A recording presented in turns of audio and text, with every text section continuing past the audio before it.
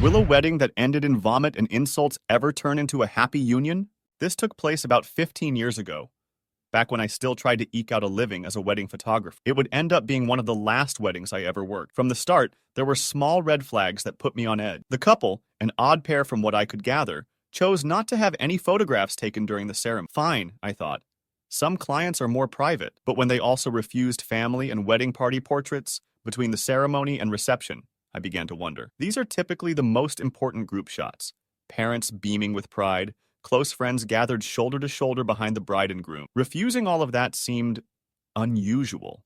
The reception was held at their home, a modest suburban house on a sleepy tree-lined street. I arrived in the late afternoon, just as golden light was sifting through the leaves. The guests appeared to be a motley crowd.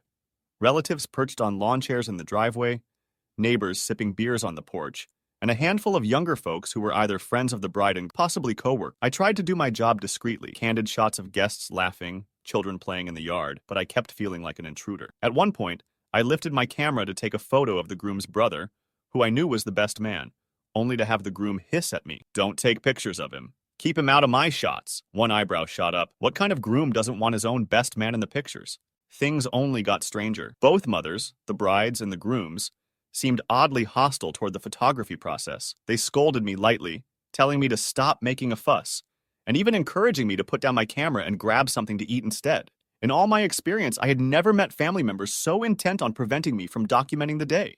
As twilight settled, the real show began. The groom and the best man got spectacularly drunk. This wasn't just a light buzz that makes people dance a little sillier.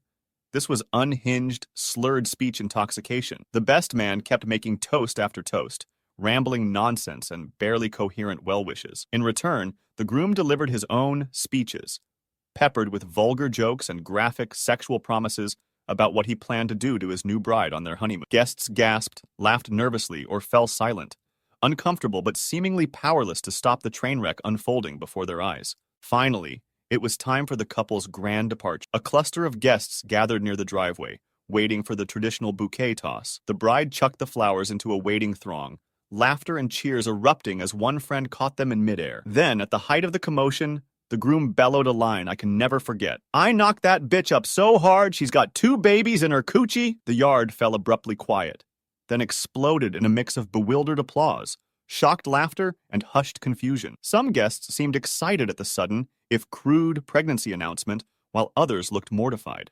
The best man, for reasons I still don't fully understand, lunged at the groom, swearing and shouting. Was it jealousy, anger, or pure drunken madness? The two might have brawled right there had the family not intervened, grabbing the best man's arms and holding him back. Amid the chaos, the bride and groom darted toward their getaway car, hopped in, and sped off down the quiet neighborhood street. But they didn't get far. Only 2 houses down, the car screeched to a halt. The groom stumbled out and vomited spectacularly onto a neighbor's pristine flower bed, while the bride, without a backward glance, slid into the driver's seat and took off, leaving her brand new husband retching in the grass. Moments later, the best man, still furious and half sober at best, raced down the street after the car, arms waving desperately. Meanwhile, the groom wiped his mouth, swore at everyone watching, and staggered away. The rest of us were left in stunned silence. I gathered my gear, feeling a wave of exhaustion and disbelief.